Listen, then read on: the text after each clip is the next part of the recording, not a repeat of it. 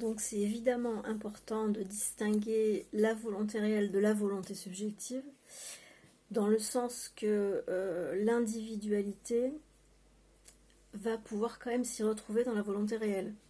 L'individualité forcément s'y retrouve toujours dans la volonté subjective, ça, on est en plein dedans, mais ça correspond donc, dans ce dont on a parlé tout à l'heure, à la première partie de la vie. C'est-à-dire que l'ego va avoir des désirs d'accomplissement, de réalisation, d'identification, etc., qui vont s'inscrire dans un domaine totalement individuel et non pas collectif. Même si ça s'inscrit dans des phénomènes grégaires, évidemment, mais ça ne veut pas dire un intérêt collectif pour autant. C'est pas parce que l'individualité est grégaire dans la première partie de la vie qu'elle va s'inscrire dans quelque chose de globalement volonté réelle. Voilà. Ça va être de l'ordre de la volonté subjective qui correspond aux besoins d'incarnation des différentes âmes qui s'inscrivent dans cet aspect grégaire des choses. Dans la deuxième partie de la vie, c'est pas du tout de cette volonté-là qui va prendre possession de l'individu. C'est donc une volonté qui a plus un intérêt global. Alors comment ça se manifeste dans la vie quotidienne? Ça ne veut évidemment pas dire que l'individualité et les besoins de l'individu, de l'ego, vont être négligés. Bien au contraire, c'est tout le contraire. Voilà. Ils vont être mis en avant, mais on verra l'émergence d'une espèce de sagesse, si on peut dire les choses ainsi, qui est plus générale. L'individu va rentrer dans des relations, parce que ça va être donc du relationnel qui va être tout à fait différent. L'individu va rentrer dans des relations qui sont non conflictuelles et il va fuir tout ce qui est relation dominant-dominé, c'est-à-dire tout ce qui peut être l'objet d'une théâtralisation du triangle dramatique. L'individu ne sera plus intéressé à ce genre de schéma relationnel.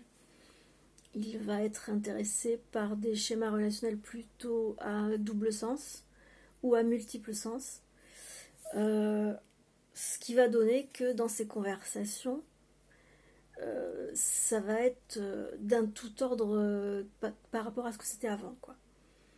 Il ne va pas être dans une démarche de je veux avoir raison et je veux te prouver quoi que ce soit. Il va plutôt être dans une démarche de j'accueille ce que tu as à dire.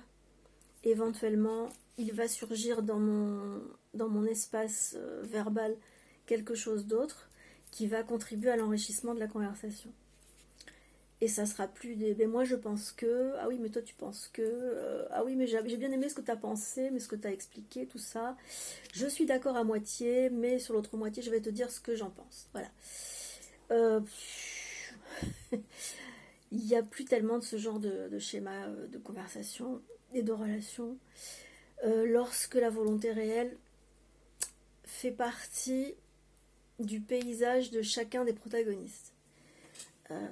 La volonté réelle, une fois qu'elle est descendue, elle est donc, on a vu tout à l'heure, elle est globalisante, mais elle va toujours pré-choisir l'intérêt personnel du besoin de l'ego. Pas dans le sens des désirs égoïques de l'âme, mais dans le sens que l'ego est son meilleur véhicule. Donc en fait, elle va être la plus pragmatique possible, c'est-à-dire le ménager loin pour ménager loin. Ménager sa monture pour aller loin. Parce que la volonté se sert de l'ego comme d'une monture. La volonté, elle a pour objectif de permettre l'émergence et l'expression de toutes les individualités. C'est-à-dire qu'un individu qui va de plus en plus se marier avec la volonté réelle va découvrir qu'il est bien plus intéressé à la multiplicité des émergences des individualités qu'à l'émergence de son individualité particulière. Voilà. Donc il va avoir pour objectif de plus en plus prégnant de faire émerger un schéma global d'individualité qui peuvent s'exprimer les unes et les autres de manière harmonieuse et comment on appelle ça, épanouissante. Voilà. Alors, il y aura de l'harmonie et de l'épanouissement.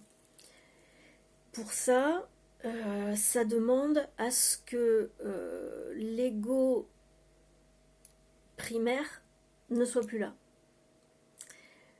Ça demande à ce que l'ego secondaire ait fait surface, c'est-à-dire celui qui est marié avec la volonté réelle, on va dire, qui donc a épousé l'époux, qui est la volonté réelle. Et donc quand il s'inscrit dans un aspect grégaire, il va en voir envie vraiment de voir se manifester chacune des individualités dans sa plus belle représentation. Et il va s'émerveiller de cela, et il va vouloir contribuer à cela. Et il va tout faire pour que ça puisse avoir lieu. Dans ce que lui-même il va émaner, qui va permettre à d'autres individualités de se révéler à leur tour.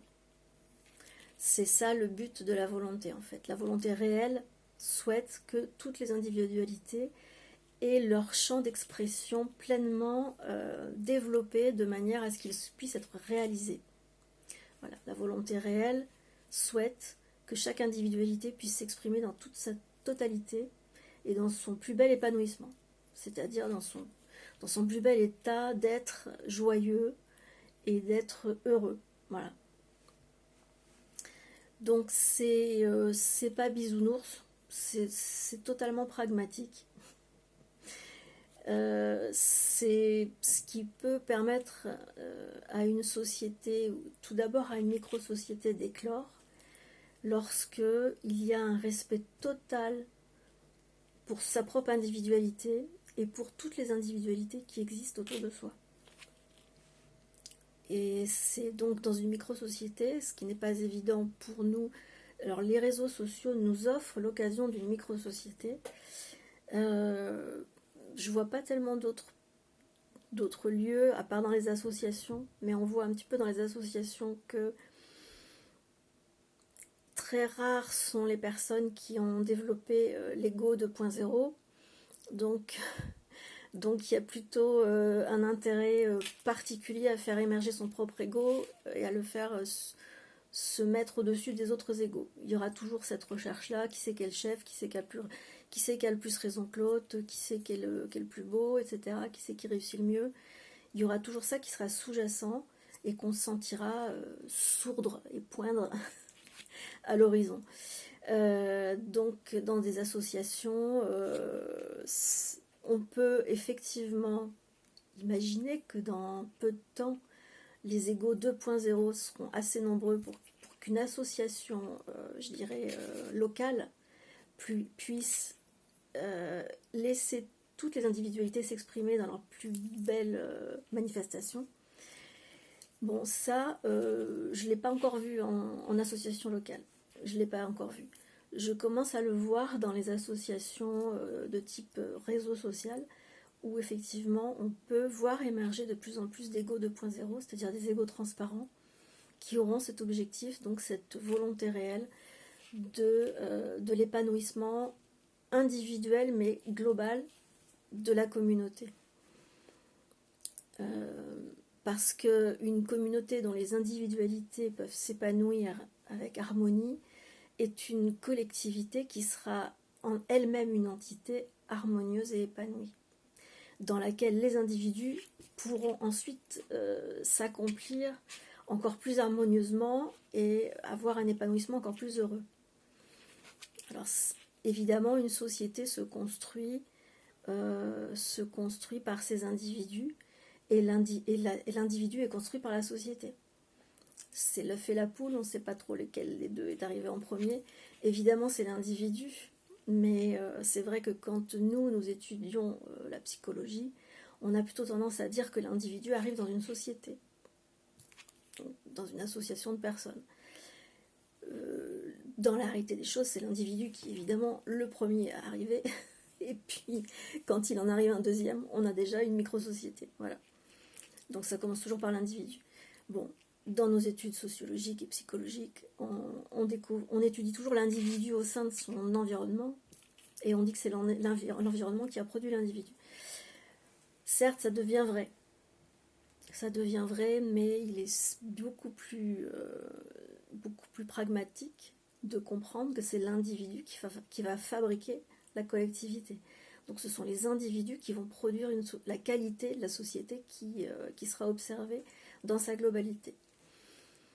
Et donc la volonté réelle a pour objectif l'épanouissement individuel et collectif.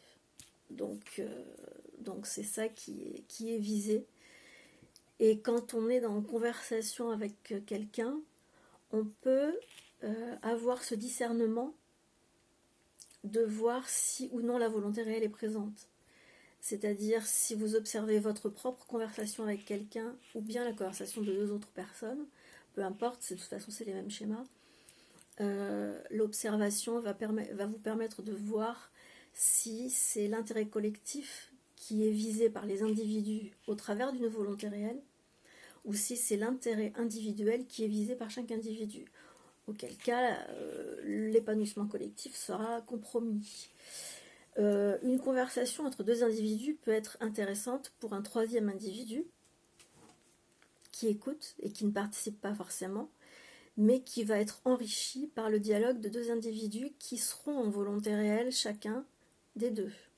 Si les deux sont vraiment dans leur volonté réelle, c'est-à-dire dans leur ego 2.0, dans leur identité en fait, quand ils seront identifiés à la fois au tout et à la partie, ils pourront avoir cette propension à vouloir la réussite du collectif, même s'il n'y a que deux personnes.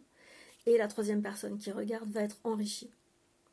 Alors que dans le temps contraire où on a affaire à des égos 1.0 et 1.0, ou même quand il y en a un des deux qui est 2.0 et l'autre 1.0, ça sera très difficile d'avoir une conversation qui soit enrichissante pour les trois personnes, c'est-à-dire les deux qui dialoguent et celle qui écoute. Celle qui écoute, c'est le public, on va dire. Le public peut être composé d'une seule personne, comme il peut y en avoir des milliers. Donc voilà. Et à la fin d'une conversation, on est censé s'imaginer qu'il y a un enrichissement des deux individus qui ont dialogué et du troisième individu, même s'il est collectif. Donc cet enrichissement va permettre un épanouissement des individus qui ont participé comme des individus qui ont été témoins.